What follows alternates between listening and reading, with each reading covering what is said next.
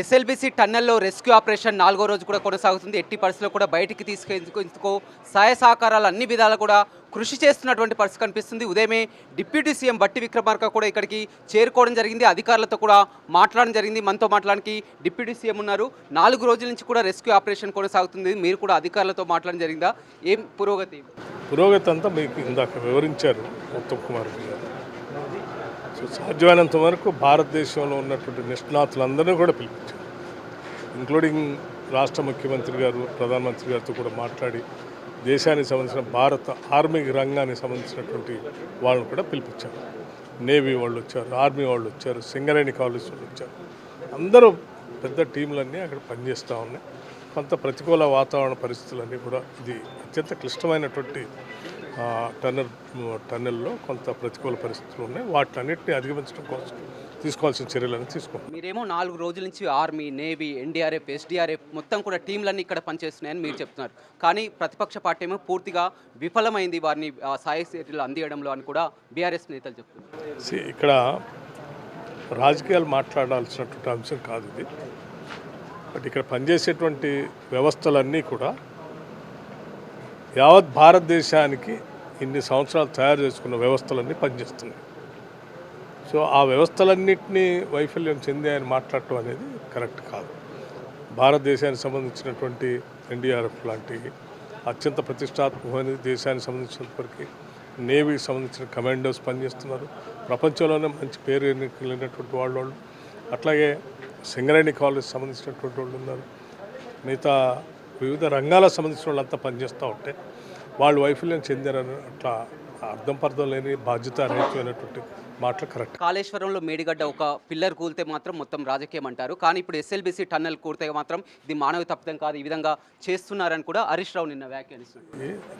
కాళేశ్వరం ప్రాజెక్టుకి ఇక్కడ టన్నెల్లో జరిగే పనికి పొంతం లేదు.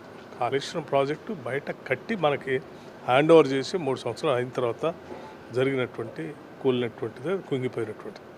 ఇక్కడ టన్నెల్ పనిచేసేటప్పుడు అక్కడ భూమిలో ఉన్నటువంటి పొరల వల్ల, అక్కడ ఉన్నటువంటి వేరు పరిస్థితుల వల్ల అక్కడ నుంచి నీళ్లు ఉబకటం, ఆ నుంచి కారటం ఇవన్నీ జరుగుతూ ఉన్నాయి.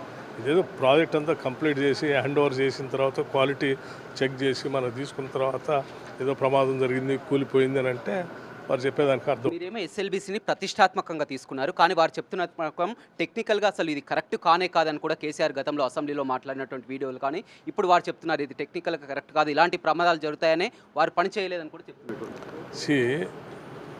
టెక్నికల్గా కరెక్టా కాదా అనేది ప్రపంచవ్యాప్తంగా కొన్ని వేల కిలోమీటర్లు చేసినటువంటి సంస్థలు, వ్యవస్థలు కూడా పనిచేస్తూ ఉన్నాయి.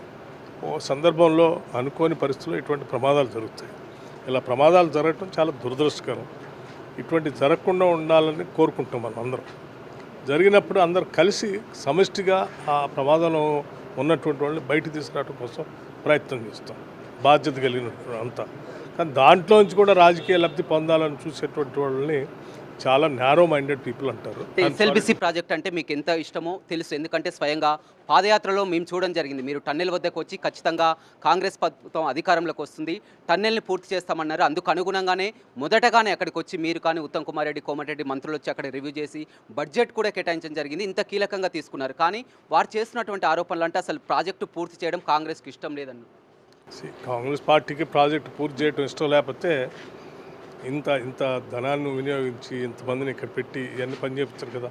వాళ్ళు మీరు చూస్తూనే ఉన్నారు. స్థానికంగా ఉన్నటువంటి జిల్లా మంత్రి గారు జూపల్లి కృష్ణారావు గారు కానీ, లేకపోతే ఇరిగేషన్ మంత్రి మన ఉత్తమ్ కుమార్ రెడ్డి గారు కానీ, లేకపోతే కోమటిరెడ్డి వెంకటరెడ్డి గారు కానీ, లేకపోతే వంశీ గారు కానీ, స్థానిక ఎమ్మెల్యే వీరే ఇక్కడ కూర్చొని రెగ్యులర్గా మానిటర్ చేస్తూ పని చేపిస్తూ ఉన్నారు. సరే, జరిగిన సంఘటన అనేది చాలా బాధాకరమైన సంఘటన. ఈ సంఘటనలో అందులో కూరుకొని పోయినటువంటి వాళ్ళందరూ బయటికి తీసుకొని రావడం కోసం దేశంలో ఉన్నటువంటి సంస్థలు ఏంటి, వ్యవస్థలు ఏంటి, ఎంతమంది వీలైతే అంతమందిని పిలిపించి పని చేపించే కార్యక్రమం చేస్తూ ఉన్నాం. 8 మంది ఇక్కడ చిక్కుకున్నారు, 4 ఉన్నారు. కానీ సీఎం ఇక్కడికి రావడానికి ఎన్నికలపై దృష్టి పెట్టారని కూడా విమర్శలు. బాధ్యత కలిగినటువంటి ప్రభుత్వం ఏం చేస్తుందంటే ఈ రెస్క్యూ ఆపరేషన్ చేయటానికి దేశంలో ఉన్నటువంటి వాళ్ళందరితో మాట్లాడి, చివరి ప్రధానమంత్రితో కూడా మాట్లాడి ముఖ్యమంత్రి గారు అందరినీ ఇక్కడ పిలిపించి దీన్ని ఒక మంత్రి గారిని ఇక్కడ ఇన్ఛార్జ్ చేసి కంటిన్యూస్గా మానిటర్ చేస్తూ పని చేపిస్తూ ఉన్నారు.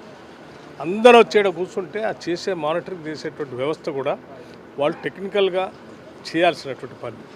ఇక్కడికి వచ్చి కూర్చుంటే ఇదంతా డిస్టర్బ్ అవుతుంది. చేయాల్సిన విధంగా మానిటర్ చేస్తూ పని చేయించాలి తప్ప ఇక్కడికి వచ్చి రాజకీయాల కోసం కనపడే కార్యక్రమం దాంట్లోంచి రాజకీయ లబ్ధి పొందాలనే ఆలోచన లేదు. వాళ్ళందరం బతికించాలి, ఏదో రకం బయట తీసుకొని రావాలి, కావాల్సిన రెస్క్యూ ఆపరేషన్ చేయాలి, దీన్ని కోఆర్డినేట్ చేయాలి.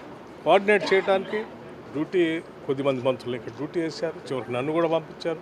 అట్లాగే దేశంలో ప్రధానమంత్రి గారితో మాట్లాడుతూ ఉన్నారు, మిగతా వ్యవస్థలతో మాట్లాడుతున్నారు, అందరిని ఇక్కడ పంపిస్తూ ఉన్నారు, కాన్స్టెంట్గా వారు మానిటర్ చేస్తూ ఉన్నారు. కానీ ఎందుకని సార్ ఓ దేశ ప్రధాని మోదీ స్పందించడం జరిగింది, రాహుల్ గాంధీ స్పందించడం జరిగింది, అంతా కూడా ప్రతి ఒక్కరూ బయటపడాలి, సురక్షితంగా కావాలని ఇంత జరుగుతున్నా కానీ బీఆర్ఎస్ అటాకింగ్ ఏంది, ఒకటి వైరల్ చేయడం కానీ ఇవి కానీ గతంలో కానీ ఇలాంటి దాన్ని ఏమంటారు? బీఆర్ఎస్ వాళ్ళకి కేవలం రాజకీయాలు తప్ప ప్రజల సంక్షేమం కానీ రాష్ట్ర అభివృద్ధి గురించి కానీ ఆలోచన లేదు. అలా ఉండుంటే వాళ్ళు ఇటువంటి మాటలు మాట్లాడేవాళ్ళు కాదు.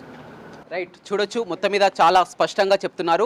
ఇది రాజకీయ కోణంలో చూడాల్సినటువంటి అంశం కాదు. మొత్తం మీద ఎన్డీఆర్ఎఫ్ కానీ, నావీ కానీ, ఆర్మీ కానీ, మొత్తం టెక్నికల్ టీం కానీ అన్ని విధాలా కూడా సహాయ సహకారాలు చేస్తూ గత 4 రోజుల నుంచి కూడా నిర్విరామంగా కృషి చేస్తున్నాం. ఒక సీఎం వచ్చి ఇక్కడికి చూడాల్సింది కాదు, డిప్యూటీ సీఎం కానీ మంత్రులు కానీ పూర్తిగా నిమగ్నమై ఉన్నారు. ఇక్కడికి వస్తే డిస్టర్బెన్స్ అవుతుందని చెప్తున్నారు. ఏదేమైనప్పటికీ కూడా కాళేశ్వరంకి అసలు ఎస్ఎల్బీసీకి పొంతనే లేదు. వారు మాట్లాడే మాటలు అర్ధరహితమని కూడా డిప్యూటీ సీఎం బట్టి విక్రమార్క చెప్తున్నారు. Over to studio.